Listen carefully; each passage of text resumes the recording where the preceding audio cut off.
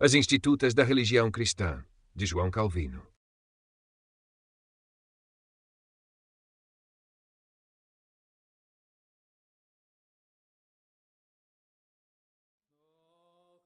Na criação do mundo e de todas as coisas nele, parte 2.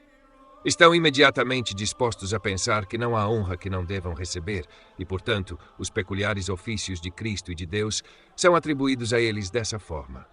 A glória de Cristo foi, durante várias eras anteriores, grandemente obscurecida, com elogios extravagantes sendo pronunciados sobre os anjos, sem qualquer autoridade das Escrituras. Entre as corrupções que agora nos opomos, dificilmente há alguma de maior antiguidade. Mesmo Paulo parece ter tido uma severa disputa com alguns que exaltavam tanto os anjos, a ponto de torná-los quase superiores a Cristo. Daí ele, com grande empenho, insiste em sua epístola aos Colossenses, Colossenses 1, 16, 20, que Cristo não é apenas superior a todos os anjos, mas que todas as dádivas que eles possuem são derivadas dele, assim nos advertindo contra deixá-lo, voltando-nos para aqueles que não são suficientes por si mesmos, mas devem buscar conosco em uma fonte comum. Como o reflexo da glória divina se manifesta neles, não há nada a que sejamos mais propensos do que nos prostrarmos diante deles em adoração estúpida, e em seguida atribuímos a eles as bênçãos que devemos a Deus somente. Até João confessa no Apocalipse 19, 10 e Apocalipse 22, 9, que este foi seu próprio caso, mas imediatamente acrescenta a resposta que lhe foi dada. Vê, não faças isso. Eu sou teu conservo, adora a Deus. Esse perigo, felizmente, evitaremos se considerarmos o motivo pelo qual Deus, em vez de agir diretamente sem sua agência, costuma empregar os anjos para manifestar seu poder, prover a segurança de seu povo e impartir os dons de sua beneficência. Isso ele certamente não faz por necessidade, como se fosse incapaz de prescindir deles sempre que quiser.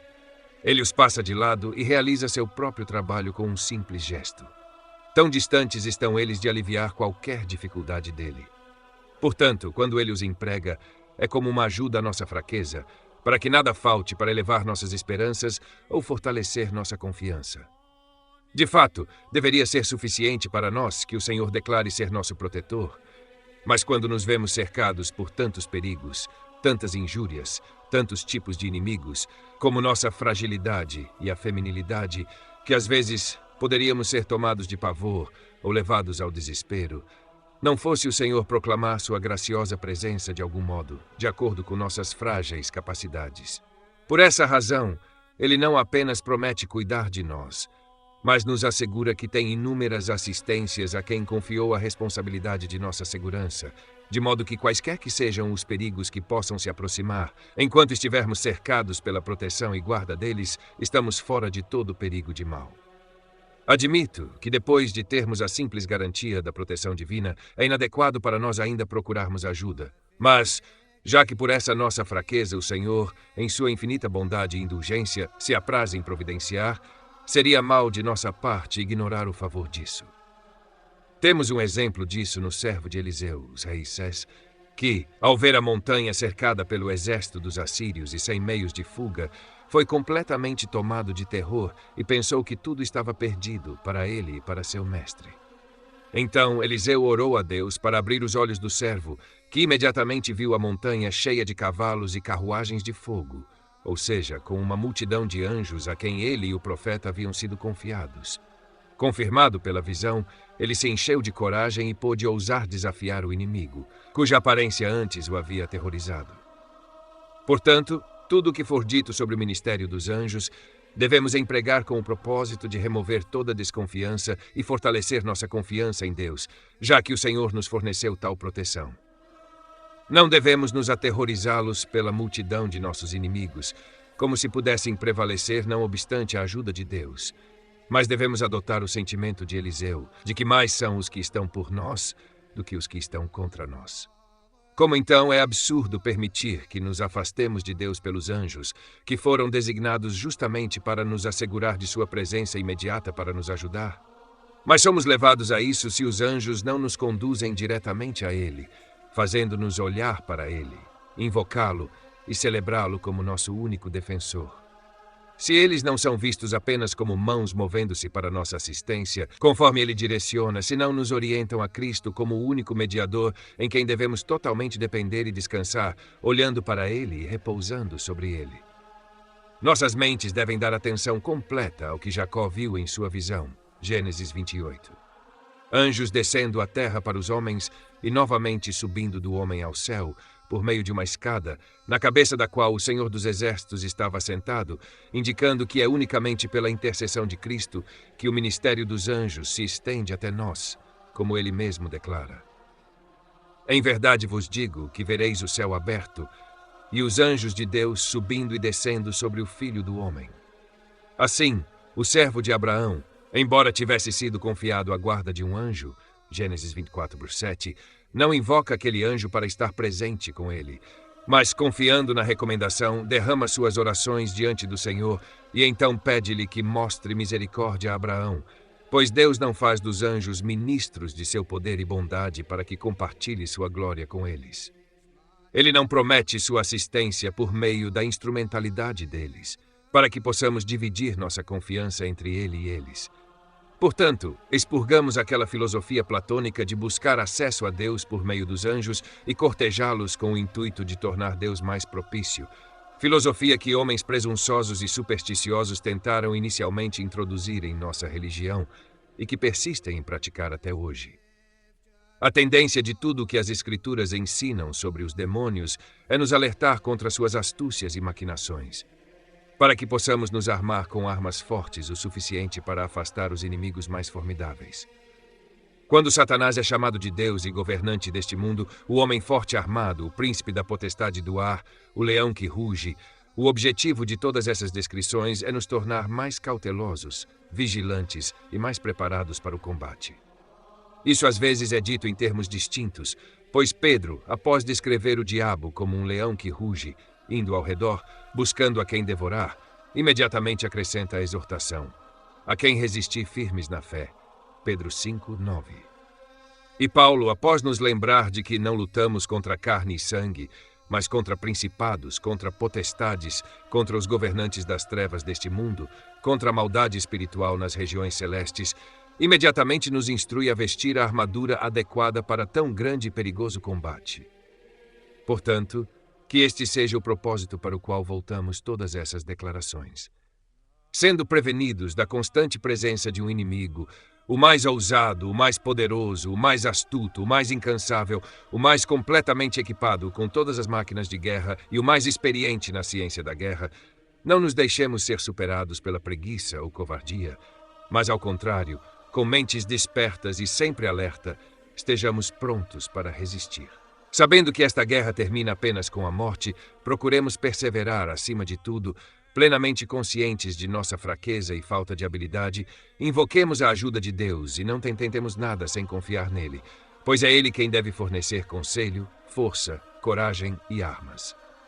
Para que sintamos mais fortemente o impulso de fazer isso, as Escrituras declaram que os inimigos que guerreiam contra nós não são um ou dois ou poucos em número, mas uma grande multidão. Maria Madalena é dita ter sido libertada de 7 demônios, dos quais estava possuída, e nosso Salvador nos assegura que é uma circunstância comum quando um demônio é expulso. Se for novamente dado acesso a ele, ele toma 7 outros espíritos mais malignos do que ele e retoma a posse que estava vazia. Na verdade, um homem é dito ter sido possuído por uma legião inteira. Com isso, somos ensinados que o número de inimigos com os quais temos que guerrear é quase infinito, para que não sejamos mais negligentes no combate por uma ideia desprezível da escassez de seus números, ou que, ao imaginar que uma trégua ocasional nos é dada, nos entreguemos à preguiça. Quando Satanás ou demônio é frequentemente mencionado no número singular, o que se denota é aquela dominação da iniquidade que se opõe ao reinado da justiça, pois assim como a Igreja e a comunhão dos santos têm Cristo como cabeça, a facção dos ímpios e a maldade em si são retratadas com seu príncipe exercendo supremacia. Daí a expressão: apartai-vos de mim, malditos, para o fogo eterno, preparado para o diabo e seus anjos. Uma coisa que deve nos animar à luta perpétua contra o diabo é que ele é sempre chamado tanto de nosso adversário quanto do adversário de Deus. Pois se a glória de Deus nos é preciosa, como deve ser, devemos lutar com todas as nossas forças contra aquele que visa a extinção dessa glória. Se somos animados com o zelo adequado para manter o reino de Cristo, devemos travar guerra irreconciliável contra aquele que conspira sua ruína. Novamente, se temos alguma preocupação com nossa própria salvação, devemos fazer paz nem trégua com aquele que está continuamente maquinando sua destruição. Tal é o caráter dado a Satanás no 3º capítulo de Gênesis, onde ele é visto seduzindo o homem a se afastar da sua fidelidade a Deus, para que ele possa tanto privar Deus da sua devida honra, quanto lançar o homem na destruição. O mesmo acontece na descrição dada dele nos Evangelhos, Mateus 13:28, onde ele é chamado de inimigo e é dito semear o joio para corromper a semente da vida eterna. Em uma palavra, em todas as suas ações experimentamos a verdade da descrição de nosso Salvador, de que ele era um homicida desde o princípio e não permaneceu na verdade. 8:44.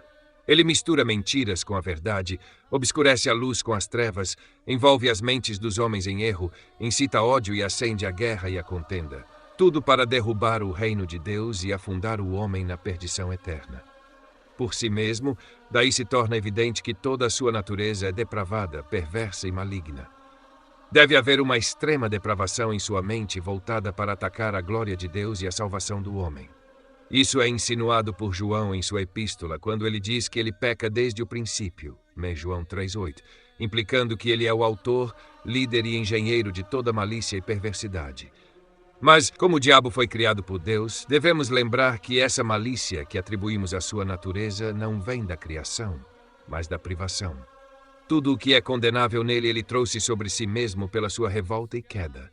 E as Escrituras nos lembram disso, para que, ao acreditarmos que ele foi criado assim desde o início, não atribuímos a Deus o que é mais estranho à sua natureza.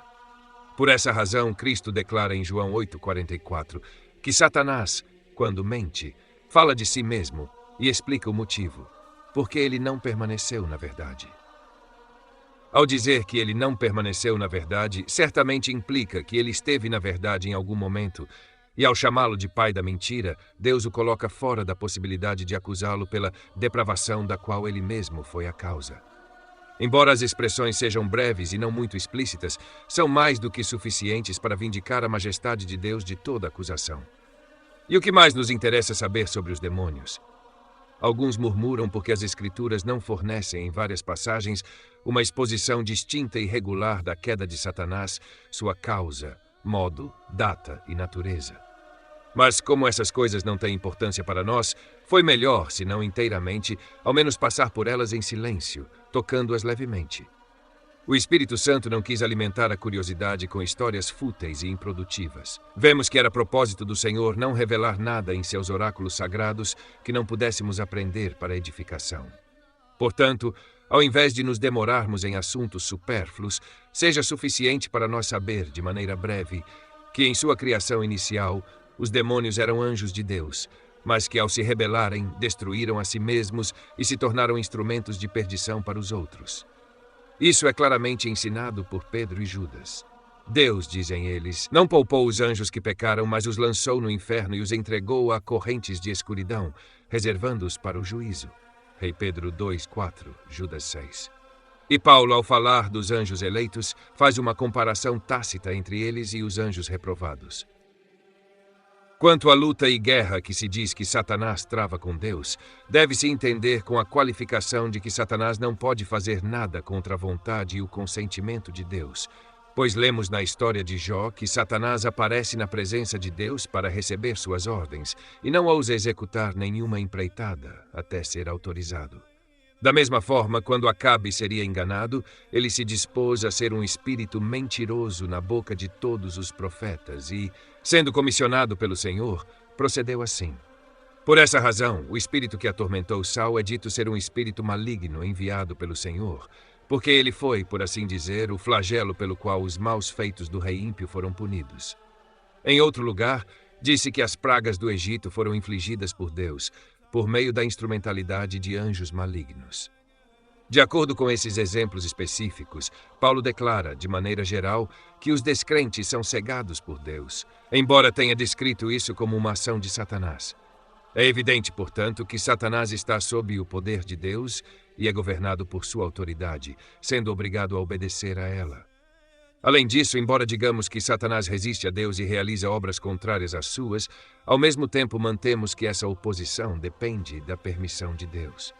Não falo agora da vontade e do empenho de Satanás, mas apenas do resultado. Pois a disposição do diabo sendo perversa, ele não tem nenhuma inclinação para obedecer à vontade divina, mas ao contrário, está totalmente voltado para a contumácia e rebelião. Portanto, ele tem de si mesmo e de sua própria iniquidade o desejo de opor-se a Deus, visando aquelas coisas que considera mais contrárias à vontade de Deus. Mas como Deus o mantém preso e limitado pelo freio de seu poder, ele executa apenas aquelas coisas para as quais recebeu permissão. E assim, por mais relutante que seja, obedece ao seu Criador sempre que é necessário servi-lo. Deus, assim, virando os espíritos impuros para cá e para lá, conforme seu prazer, os emprega para exercer provações sobre os fiéis, guerreando contra eles e atacando-os com as astúcias do diabo, instigando-os com solicitações, pressionando-os de perto, perturbando-os, alarmando-os e ocasionalmente ferindo-os, mas nunca os conquistando ou oprimindo, enquanto os ímpios são mantidos subjugados por ele, exercendo domínio sobre suas mentes e corpos e empregando-os como escravos em todo tipo de iniquidade. Como os crentes são perturbados por tais inimigos, são exortados com palavras como estas: não deis lugar ao diabo. E o vosso adversário, o diabo, como o leão que ruge, anda ao redor buscando a quem possa devorar, a quem resistir firmes na fé. Paulo reconhece que não estava isento deste tipo de contestação, quando diz que, com o propósito de subjugar seu orgulho, foi enviado a ele um mensageiro de Satanás para golpeá-lo. 2 Coríntios 12, 7. Portanto, esta prova é comum a todos os filhos de Deus, mas como a promessa de esmagar a cabeça de Satanás, Gênesis 3,15, se aplica a Cristo e a todos os seus membros, nego que os crentes possam ser oprimidos ou vencidos por ele. Frequentemente, de fato, são lançados em alarme, mas nunca de tal forma que não possam se recuperar. Eles caem pela violência dos golpes, mas se levantam novamente. São feridos, mas não mortalmente, e por fim continuam sua jornada por toda a vida, de modo a alcançar a vitória, embora encontrem derrotas ocasionais. Sabemos como Davi, pela justa ira de Deus, foi deixado por um tempo nas mãos de Satanás e por sua instigação fez o povo ser contado. 1 Samuel 20. Nem sem razão, Paulo apresenta a esperança de perdão caso alguém tenha sido enredado pelas astúcias do diabo. 2 Timóteo 6. Consequentemente, ele mostra em outro lugar que a promessa acima citada começa nesta vida, onde a luta é travada e é completada após o fim da luta. Suas palavras são: o Deus de paz esmagará em breve Satanás debaixo dos vossos pés. Em nossa cabeça, essa vitória foi sempre perfeita, porque o príncipe deste mundo não tinha nada nele. Mas em nós, que somos seus membros, ela é agora obtida parcialmente e será aperfeiçoada quando tivermos despojado nossa carne mortal, pela qual estamos sujeitos à enfermidade, e tivermos sido cheios da energia do Espírito Santo.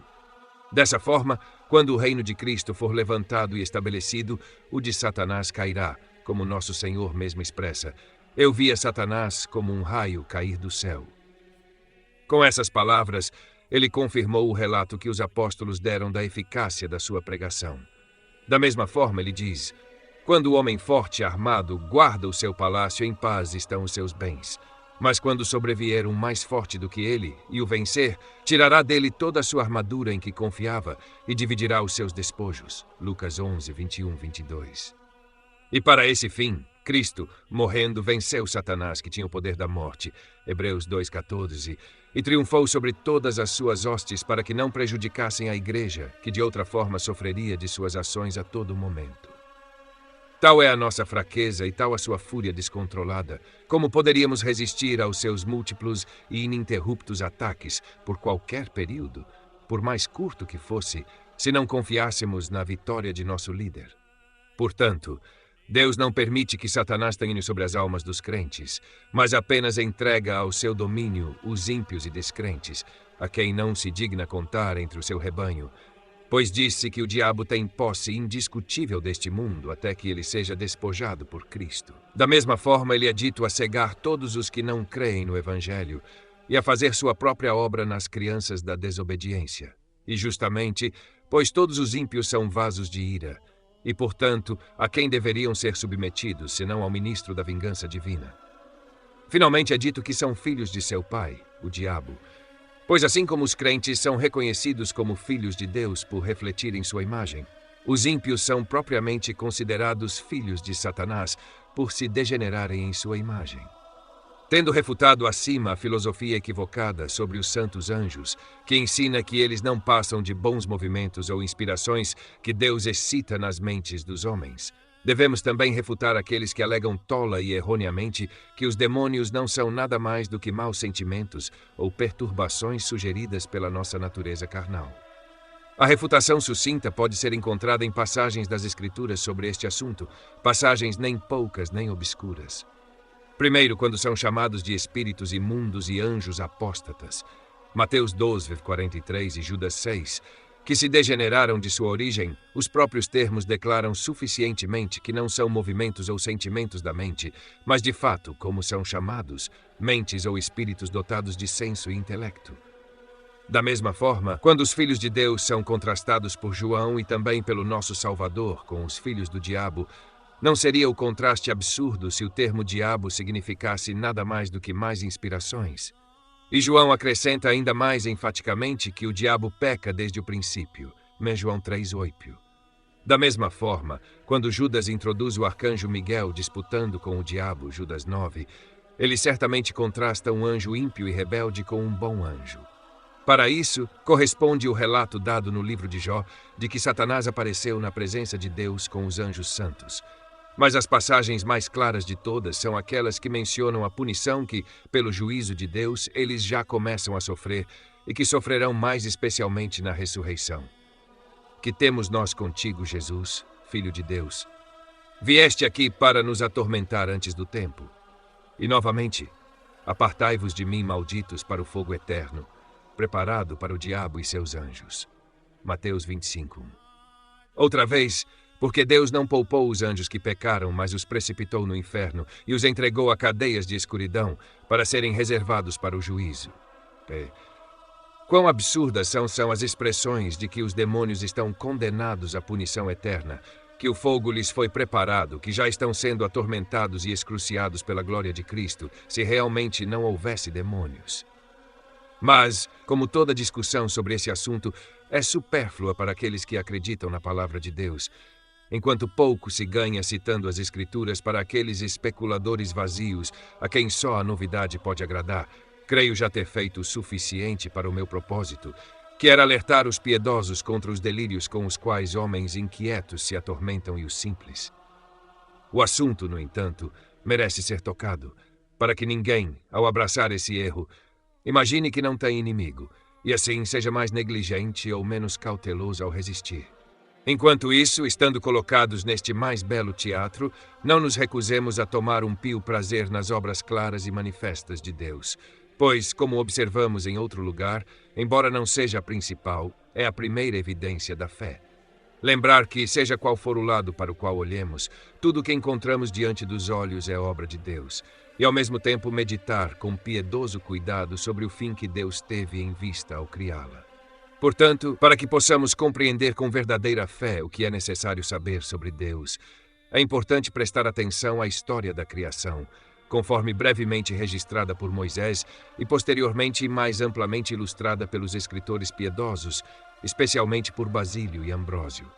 Dessa história aprendemos que Deus, pelo poder de sua palavra e seu Espírito, criou os céus e a terra do nada, que depois ele produziu coisas inanimadas e animadas de todo tipo, organizando uma infinidade de objetos em ordem admirável, dando a cada espécie sua natureza, função, lugar e posição, ao mesmo tempo em que, como todas as coisas estavam sujeitas à corrupção, providenciou para a perpetuação de cada espécie, cuidando de algumas por métodos secretos e, como que de tempos em tempos, infundindo novo vigor nelas e concedendo a outras o poder de continuar sua raça, evitando assim que perecessem com sua própria morte.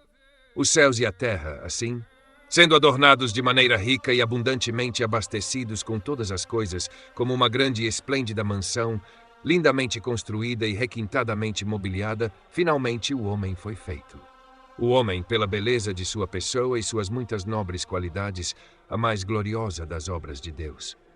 Mas como não tenho a intenção de dar a história da criação em detalhes, basta ter tocado brevemente nela ao passar.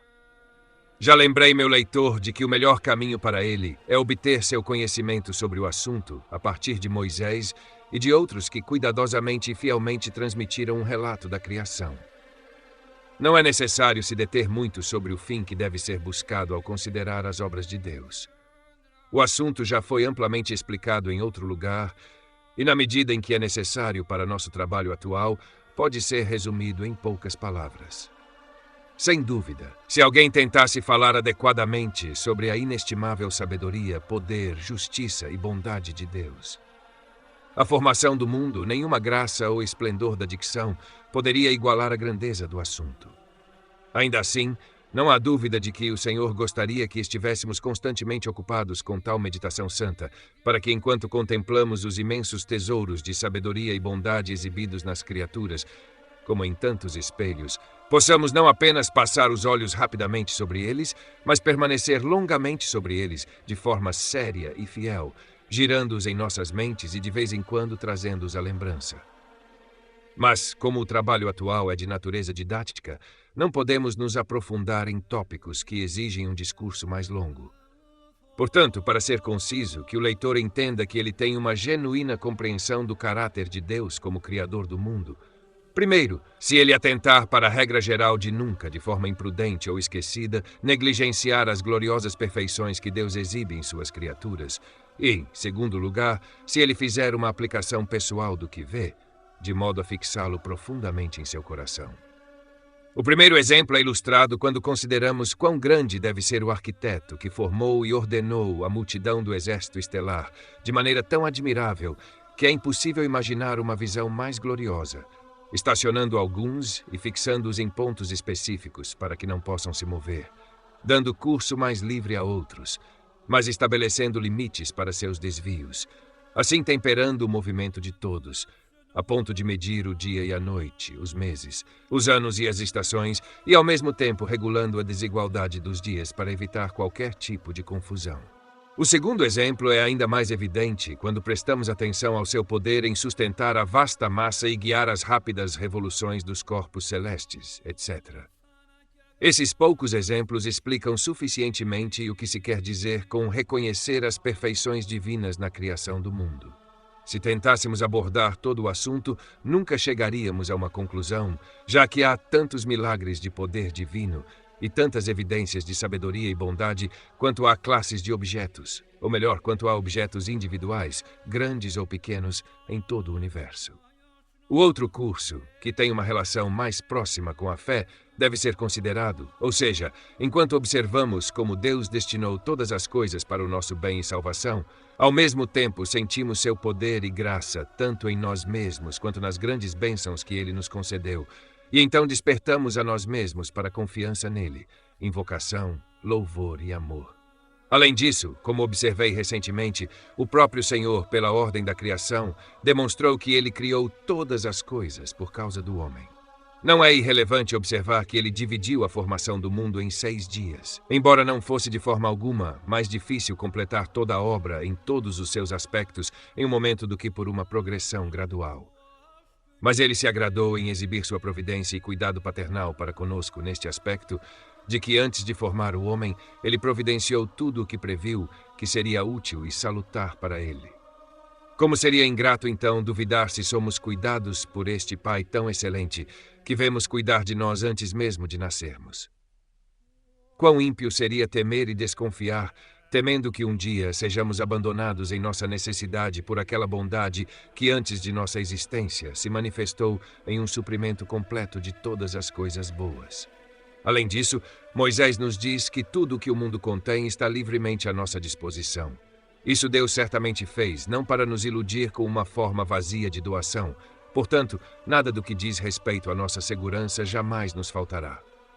Para concluir, em uma palavra, sempre que chamarmos Deus de Criador dos céus e da terra, lembremo-nos de que a distribuição de todas as coisas que Ele criou está em sua mão e poder, mas que somos seus filhos, a quem ele se comprometeu a nutrir e educar em fidelidade a ele, para que possamos esperar a substância de todo o bem dele sozinho e ter plena esperança de que ele nunca nos permitirá faltar o necessário para a salvação, deixando-nos dependentes de alguma outra fonte. Que, em tudo o que desejarmos, possamos dirigir nossas orações a Ele e, em todo o benefício que recebermos, reconhecer Sua mão e lhe dar graças, para que assim, atraídos por Sua grande bondade e generosidade, possamos estudar de todo o coração amá-lo e servi-lo. Fim da seção 24. Estado em que o homem foi criado. Livre-arbítrio e justiça original. Este capítulo está, portanto, dividido em 1. As regras necessárias a serem observadas ao considerar o estado do homem antes da queda, sendo estabelecido o ponto primeiro, que é a criação do corpo e a lição ensinada por seu ser formado da terra e tornado vivo. Seção 1. 2. A imortalidade da alma humana é provada por vários argumentos sólidos. Seção 2, 3. A imagem de Deus, a mais forte prova da imortalidade da alma, é considerada e várias fábulas absurdas são refutadas. Seção 3. 4. Vários erros que obscurecem a luz da verdade são dissipados, seguido por uma consideração filosófica e teológica das faculdades da alma antes da queda. Seções 1 e 2. Um conhecimento duplo de Deus, isto é, antes da queda e depois dela. O primeiro é aqui considerado. Regras ou precauções particulares a serem observadas nesta discussão, o que nos ensina um corpo formado do pó e habitado por um espírito. 2. A imortalidade da alma provada por 1. O testemunho da consciência. 2. O conhecimento de Deus. 3. As nobres faculdades com as quais é dotada para sua atividade e as maravilhosas fantasias no sono. 5. Inúmeros versículos das Escrituras. 3. A imagem de Deus, uma das provas mais fortes da imortalidade da alma. O que se entende por esta imagem? Os sonhos de Osiander sobre a imagem de Deus refutados. Se há diferença entre imagem e semelhança, outra objeção de Osiander refutada. A imagem de Deus conspícua em todo Adão. 4. A imagem de Deus está na alma. Sua natureza pode ser apreendida por sua renovação em Cristo. O que compreende essa renovação? O que é a imagem de Deus no homem antes da queda? Em quais coisas ela agora aparece? Quando e onde será vista em perfeição? 5. Os sonhos dos maniqueus e dos servitistas sobre a origem da alma refutados, também de Osiander, que nega que haja qualquer imagem de Deus no homem sem a justiça essencial. 6. A doutrina dos filósofos sobre as faculdades da alma, geralmente discordante, duvidosa e obscura. A excelência da alma descrita. Somente uma alma em cada homem. Uma breve revisão da opinião dos filósofos sobre as faculdades da alma e o que deve ser pensado sobre essa opinião. 7. A divisão das faculdades da alma em intelecto e vontade é mais condizente com a doutrina cristã. 8. O poder e a função do intelecto e da vontade no homem antes da queda. O livre-arbítrio do homem, liberdade perdida pela queda, um fato desconhecido pelos filósofos, a ilusão dos pelagianos e papistas. Objeção quanto à queda do homem quando livre, refutada. 1. Agora devemos falar sobre a criação do homem, não apenas porque, de todas as obras de Deus, é o mais nobre e admirável exemplo de sua justiça, sabedoria e bondade, mas, como observamos no início, não podemos conhecer claramente e propriamente a Deus, a menos que o conhecimento de nós mesmos seja acrescentado.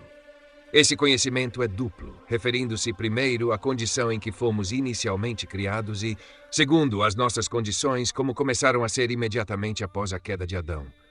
Pois pouco nos serviria saber como fomos criados, se permanecêssemos ignorantes da corrupção e degradação de nossa natureza em consequência da queda.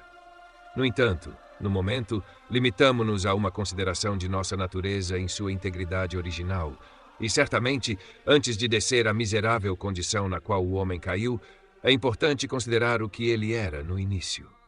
Pois é necessário cautela, para que não atendamos apenas aos males naturais do homem e assim pareçamos atribuí-los ao autor da natureza, impiedade, considerando suficiente defesa se puder alegar que tudo o que é vicioso nela procedeu de algum modo de Deus, não hesitando, quando acusado, em pleitear contra Deus e jogar a culpa de sua culpa sobre ele. Aqueles que se julgam mais reverentes para com a divindade buscam uma desculpa para sua depravação na natureza, não considerando que eles também, embora de forma mais obscura, trazem uma acusação contra Deus sobre quem a desonra recairia se algo vicioso fosse provado existir na natureza. Vendo, portanto, que a carne está continuamente atenta a subterfúgios, pelos quais imagina poder remover a culpa de sua própria maldade de si mesma para outra parte, devemos vigiar diligentemente contra esse procedimento depravado e, consequentemente, tratar da calamidade da raça humana de tal maneira que corte toda evasão e defenda a justiça de Deus contra todos os que a impugnarem. Livro 2, capítulo 1, seção 3. Quão distantes a humanidade está agora da pureza originalmente concedida a Adão. Primeiramente, deve ser observado que, quando ele foi formado do pó da terra, uma restrição foi imposta ao seu orgulho, pois não há nada mais absurdo do que aqueles que se orgulham de sua excelência, sendo não apenas habitantes de tabernáculos de barro, mas sendo eles mesmos em parte pó e cinzas. Contudo, Deus, não apenas projetando animar um vaso de barro, mas torná-lo a morada de um espírito imortal, fez com que Adão se gloriasse da grande generosidade de seu Criador. Além disso, não há dúvida de que o homem consiste de um corpo e uma alma, sendo alma a essência imortal, embora criada, que é a parte mais nobre. Às vezes ele é chamado de espírito, mas, embora os dois termos, quando usados juntos, diferem em seu significado. Quando o espírito é usado sozinho, é equivalente à alma, como quando Salomão, falando sobre a morte, diz que o espírito retorna a Deus que o deu, Eclesiastes 12, 7. E Cristo, ao encomendar seu espírito ao Pai, e Estevão, o seu a Cristo, simplesmente significam que, quando a alma é libertada da prisão do corpo, Deus se torna seu guardião perpétuo.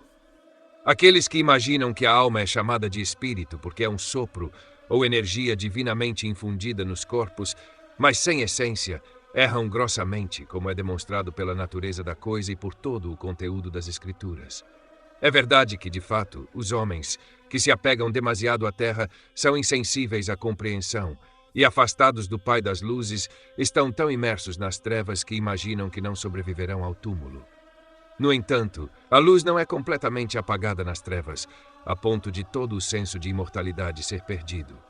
A consciência que distingue o bem do mal e responde ao julgamento de Deus é um sinal indiscutível de um espírito imortal. Como poderia o movimento, desprovido de essência, penetrar até o tribunal de Deus e, sob um senso de culpa, assustar-se? O corpo não pode ser afetado por qualquer temor de castigo espiritual. Isso compete apenas à alma, que deve, portanto, ser dotada de essência. O simples conhecimento de Deus prova suficientemente que as almas que sobem acima do mundo devem ser imortais, sendo impossível que qualquer vigor evanescente possa atingir a própria fonte da vida. Por fim, enquanto as muitas nobres faculdades com as quais a mente humana é dotada proclamam que algo divino está gravado nela, elas são tantas evidências de uma essência imortal. Pois, o senso que os animais inferiores possuem não vai além do corpo, ou pelo menos não além dos objetos apresentados a ele.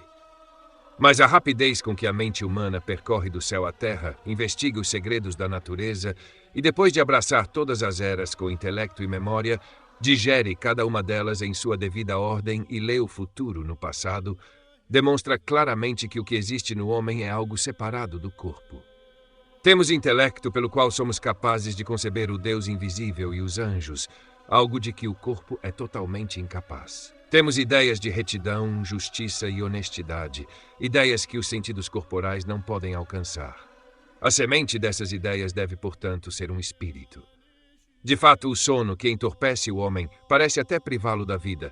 Não é uma evidência obscura de imortalidade, pois não apenas sugere pensamentos de coisas que nunca existiram, mas também prevê eventos futuros. Abordo brevemente tópicos que até mesmo escritores profanos descrevem com uma eloquência mais esplêndida, pois para leitores piedosos, uma simples referência é suficiente. Se a alma não fosse algum tipo de essência separada do corpo, as Escrituras não ensinariam que habitamos casas de barro, e na morte somos removidos de um tabernáculo de carne, que deixamos para trás aquilo que é corruptível, a fim de que no último dia recebamos segundo as ações realizadas no corpo. Esses e outros versículos semelhantes, que aparecem em todos os lugares, não apenas distinguem claramente a alma do corpo, mas ao dar-lhe o nome de homem, insinuam que ela é sua parte principal. Além disso, quando Paulo exorta os crentes a se purificarem de toda a imundície da carne e do espírito, ele mostra que existem duas partes nas quais reside a mancha do pecado. Pedro também, ao chamar Cristo de pastor e bispo das almas, falaria absurdamente se não houvesse almas às quais ele pudesse exercer tal ofício. Também não haveria fundamento para o que ele diz sobre a salvação eterna das almas, nem para sua instrução de purificar nossas almas, ou para sua afirmação de que as paixões carnais guerreiam contra a alma. Nem o autor da Epístola aos Hebreus poderia dizer que os pastores devem vigiar como aqueles que devem prestar contas de nossas almas, se as almas fossem desprovidas de essência. De forma semelhante, Paulo chama Deus para testemunhar sua alma, que não poderia ser levada a julgamento diante de Deus se fosse incapaz de sofrer punição. Isso é ainda mais claramente expresso por nosso Salvador, quando nos ordena temer aquele que, depois de matar o corpo, é capaz também de lançar na fogueira do inferno. Novamente, quando o autor da Epístola aos Hebreus distingue os pais da nossa carne de Deus, que é o único pai de nossos espíritos, ele não poderia ter afirmado a essência da alma em termos mais claros. Além disso, se a alma, quando libertada das amarras do corpo, não continuasse a existir, nosso Salvador não teria representado a alma de Lázaro como gozando da bem-aventurança no seio de Abraão, enquanto, ao contrário, a de Dives sofria tormentos terríveis. Paulo nos assegura da mesma coisa quando diz que enquanto estamos presentes no corpo, estamos ausentes do Senhor. Para não me alongar sobre um assunto em que há pouca obscuridade, acrescentarei apenas que Lucas menciona entre os erros dos saduceus que eles acreditavam nem em anjo nem em espírito. Uma forte prova deste ponto pode ser extraída do fato de se dizer que o homem foi criado à imagem de Deus. Pois, embora a glória divina seja exibida na aparência exterior do homem, não se pode duvidar de que o verdadeiro assento da imagem está na alma. Não nego, de fato, que a forma externa, na medida em que nos distingue e separa dos animais inferiores, nos aproxima de Deus. Nem me oporei veementemente àqueles que optam por incluir sob a imagem de Deus essa citação. Enquanto a criação muda e inclina seu olhar para sua mãe terrena, o homem olha para o alto e, com os olhos elevados, mantém seus céus hereditários. Somente que deve ser entendido que a imagem de Deus, que é visível ou destacada por esses sinais externos, é espiritual. Pois Osiander, cujos escritos exibem uma engenhosidade perversa em dispositivos fúteis, estendendo a imagem de Deus de maneira indiscriminada tanto ao corpo quanto à alma, confunde o céu com a terra. Ele diz que o Pai, o Filho e o Espírito Santo colocaram sua imagem no homem, pois mesmo que Adão tivesse permanecido íntegro, Cristo ainda teria se tornado homem. Assim, segundo ele, o corpo destinado a Cristo era um modelo e tipo da figura corporal que foi então formada. Mas onde ele encontra que Cristo é uma imagem do Espírito? Admite-se, de fato, que na pessoa do mediador, a glória de toda a divindade é exibida, mas como pode a palavra eterna que precede o Espírito ser chamada de sua imagem? Em resumo, a distinção entre o Filho e o Espírito é destruída quando o primeiro é representado como a imagem do segundo. Além disso, gostaria de saber em que aspecto Cristo na carne, na qual foi revestido, se assemelha ao Espírito Santo e por quais marcas ou traços essa semelhança é expressa. E já que a expressão "façamos o homem à nossa imagem" é usada na pessoa do Filho, segue-se que ele é a imagem de si mesmo, uma coisa absolutamente absurda. Adicione que, segundo a invenção de Osiander, Adão foi formado segundo o modelo ou tipo do homem Cristo. Portanto, Cristo, na medida em que deveria se revestir de carne, era a ideia segundo a qual Adão foi formado, enquanto as Escrituras ensinam de maneira bem diferente, ou seja, que ele foi formado à imagem de Deus. Existe mais plausibilidade na imaginação daqueles que interpretam que Adão foi criado à imagem de Deus, porque isso se conforma a Cristo, que é a única imagem de Deus. Mas nem mesmo para isso há uma base sólida. A imagem e semelhança deram origem a não pouca discussão, com os intérpretes buscando sem razão uma diferença entre os dois termos, uma vez que a semelhança é apenas acrescentada como forma de exposição. Primeiro, sabemos que as repetições são comuns no hebraico, que muitas vezes fornece duas palavras para uma coisa, e segundo, não há ambiguidade na própria coisa, sendo o homem chamado imagem de Deus por causa de sua semelhança com Deus. Daí há uma óbvia absurda naqueles que se entregam à especulação filosófica sobre esses nomes, colocando o xilema, que é a imagem, na substância da alma, e o demo, que é a semelhança, em suas qualidades, e assim por diante. Deus, tendo decidido criar o homem à sua imagem, removeu a obscuridade que havia nesse termo, acrescentando como explicação sua semelhança, como se tivesse dito que faria o homem, no qual ele mesmo, por assim dizer, se imitaria por meio dos sinais de semelhança impressos nele. Assim, Moisés, logo após, repetindo o relato, coloca a imagem de Deus 2 vezes e não faz menção à semelhança. O argumento de Osiander é levianamente refutado, pois todos os leitores sensatos irão julgar. Embora o homem inteiro seja chamado mortal, isso não implica que a alma seja, portanto, suscetível à morte. Nem quando é chamado de animal racional, significa que a razão ou inteligência seja atribuída ao corpo. Portanto, embora a alma não seja o homem, não há absurdo em considerar que ele é chamado imagem de Deus em relação à alma. Embora eu mantenha o princípio que acabei de expor, de que a imagem de Deus se estende a tudo em que a natureza humana ultrapassa a dos outros animais. Assim, por esse termo é denotada a integridade com a qual Adão foi dotado, quando sua inteligência estava clara, suas afeições subordinadas à razão, todos os seus sentidos devidamente regulados, e quando ele verdadeiramente atribuía toda a sua excelência aos admiráveis dons de seu Criador. E embora o assento principal da imagem divina estivesse na mente e no coração ou na alma e seus poderes, não havia parte do corpo em que alguns raios de glória não brilhassem. É certo que em cada parte do mundo são vistos alguns monumentos da glória divina, e, portanto, podemos inferir que, quando a imagem de Deus é colocada no homem, há uma espécie de antítese tácita, por assim dizer, separando os homens da multidão e exaltando-os acima de todas as outras criaturas. Mas não se pode negar que os anjos também foram criados à semelhança de Deus, já que, como Cristo declara em Mateus 22, versos 30, nossa perfeição mais alta consistirá em sermos semelhantes a eles.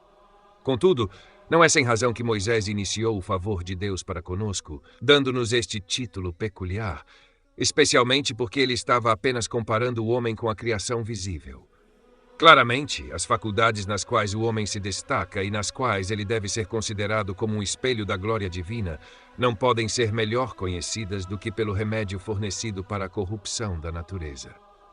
Não se pode duvidar de que, quando Adão perdeu sua primeira posição, ele se alienou de Deus. Portanto, embora concedamos que a imagem de Deus não foi totalmente apagada e destruída nele, foi, no entanto, tão corrompida que tudo que permanece é uma deformidade temerosa. E, portanto, nossa salvação começa com aquela renovação que obtemos em Cristo, que é, portanto, chamado de segundo Adão, porque ele nos restaura a verdadeira e substancial integridade. Embora Paulo, ao contrastar o espírito vivificante que os crentes recebem de Cristo com a alma vivente com a qual Adão foi criado, Coríntios 15, 45, elogie a maior medida de graça concedida na regeneração. Ele não contradiz a afirmação de que o fim da regeneração é nos formar novamente à imagem de Deus. Assim, ele mostra em outro lugar que o novo homem é renovado segundo a imagem daquele que o criou. Colossenses 3:10. A isso corresponde outro versículo. Revesti-vos do novo homem, que segundo Deus foi criado. Efésios 4:24. Devemos agora ver quais particularidades Paulo compreende sobre essa renovação. Em primeiro lugar, ele menciona o conhecimento e, em segundo, a verdadeira justiça e santidade.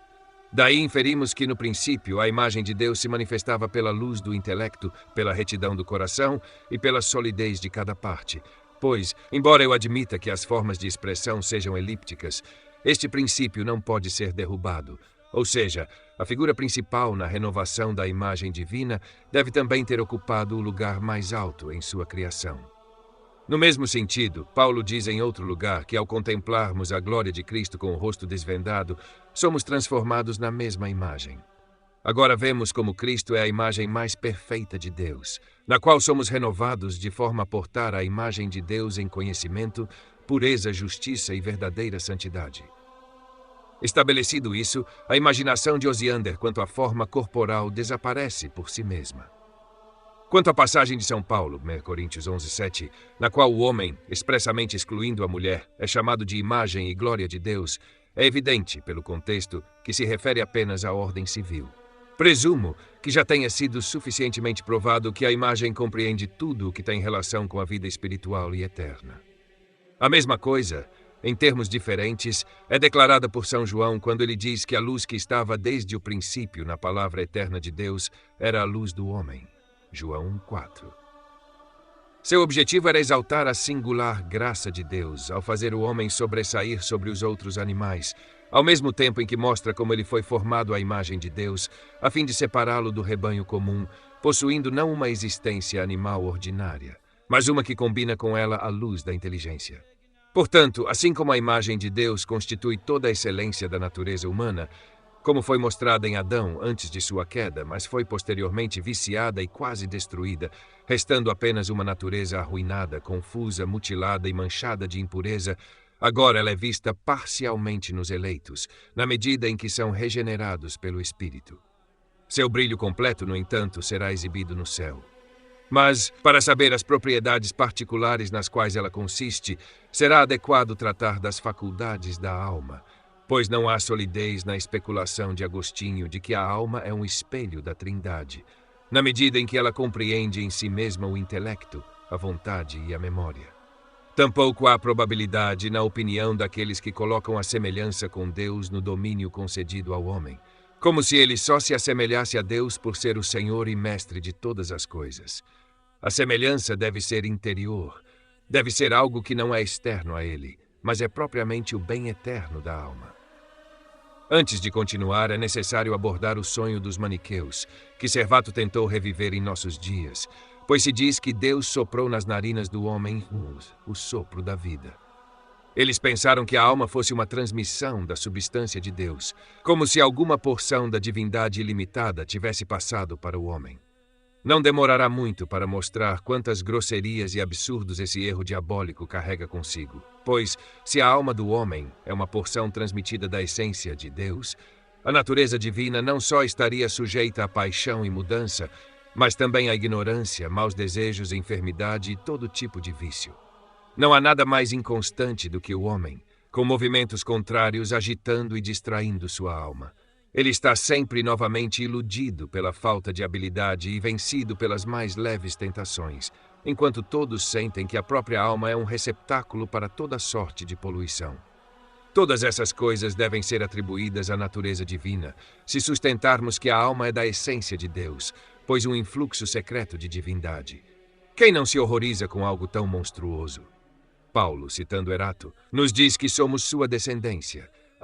Não em substância, porém, mas em qualidade, na medida em que ele nos adornou com dons divinos. Enquanto isso, dilacerar a essência do Criador para atribuir uma porção a cada indivíduo é o auge da loucura.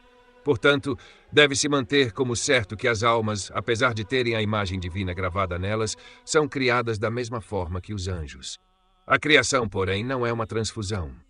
A essência, mas um começo dela do nada. Nem embora o Espírito seja dado por Deus, quando deixa a carne, retorna a ele, segue-se que seja uma porção retirada de sua essência. Aqui também, Ocander, levado por suas ilusões, se enredou em um erro ímpio ao negar que a imagem de Deus poderia estar no homem sem sua justiça essencial, como se Deus fosse incapaz, pelo poder de seu Espírito, de nos tornar conformes a si mesmo, a menos que Cristo fosse substancialmente transfundido em nós. Por mais que alguns tentem suavizar essas ilusões, jamais conseguirão cegar tanto os olhos de leitores inteligentes a ponto de impedir que vejam nelas um renascimento do maniqueísmo. Mas das palavras de Paulo ao tratar da renovação da imagem, Coríntios 3:18, a inferência é óbvia. O homem se conforma a Deus não por um influxo de substância, mas pela graça e virtude do Espírito. Ele diz que, ao contemplar a glória de Cristo, somos transformados na mesma imagem pelo Espírito do Senhor, e certamente o Espírito não trabalha em nós, de modo a nos fazer da mesma substância que Deus. É em vão procurar uma definição da alma nos filósofos. Nenhum deles, com exceção de Platão, afirmou distintamente sua imortalidade.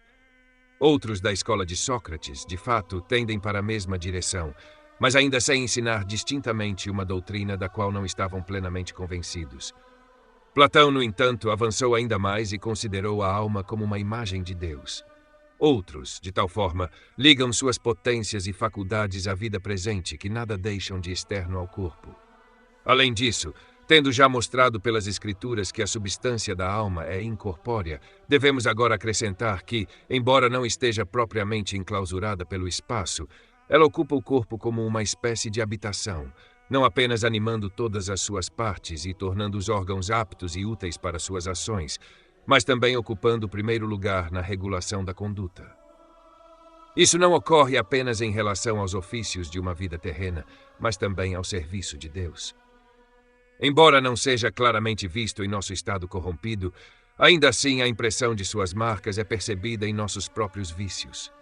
Pois quando os homens têm tal sede de glória, mas de um senso de vergonha, e de onde vem esse senso de vergonha, senão de um respeito pelo que é honrável? O primeiro princípio e fonte disso é uma consciência de que foram criados para cultivar a justiça, uma consciência semelhante à religião. Mas assim como o homem foi indubitavelmente criado para meditar sobre a vida celestial, é certo que o conhecimento dela foi gravado na alma, e de fato, o homem careceria do principal uso de seu entendimento se não fosse capaz de discernir sua felicidade, cuja perfeição consiste em estar unido a Deus. Portanto, a principal ação da alma é aspirar para lá, e assim, quanto mais um homem busca se aproximar de Deus, mais ele prova ser dotado de razão.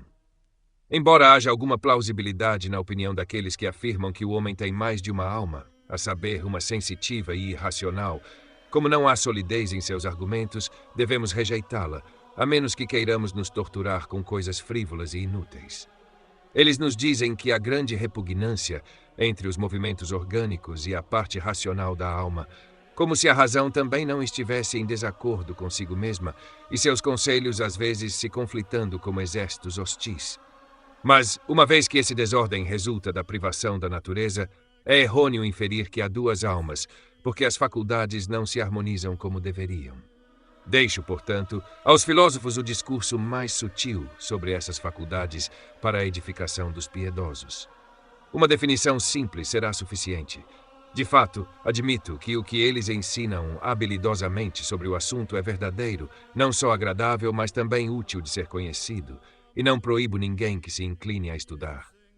Primeiro, admito que existem 5 sentidos, que Platão prefere chamar de órgãos, pelos quais todos os objetos são levados a um sensorium comum, como para um tipo de receptáculo. A seguir vem a imaginação, fantasia, que distingue entre os objetos trazidos para o sensorium, depois a razão, a qual pertence o poder geral do julgamento, e por último o intelecto, que contempla com olhar fixo e tranquilo tudo o que a razão discursivamente revolve. Da mesma forma que o intelecto, a fantasia e a razão, as 3 faculdades cognitivas da alma correspondem a 3 faculdades apetites, isto é, a vontade, cuja função é escolher o que quer que a razão e o intelecto proponham, a irascibilidade, que se apodera do que é posto diante de si pela razão e pela fantasia, e a concupiscência, que se apega aos objetos apresentados pelos sentidos e pela fantasia. Embora essas coisas sejam verdadeiras ou pelo menos plausíveis, como temo que elas sejam mais adequadas para nos prender com sua obscuridade do que para nos ajudar, penso que é melhor omiti-las. Se alguém preferir distribuir os poderes da mente de maneira diferente, chamando um apetitivo, que, embora desprovido de razão, obedece à razão quando dirigida de outro modo, e outro intelectual, como sendo, por si só, participante da razão, não tenho grande objeção, nem estou disposto a discutir a visão de que existem 3 princípios de ação: sentido, intelecto e apetite. Mas vamos adotar uma divisão adaptada a todas as capacidades, o que certamente não se consegue dos filósofos, pois, quando querem falar mais claramente, dividem a alma em apetite e intelecto, mas fazem ambos duplos.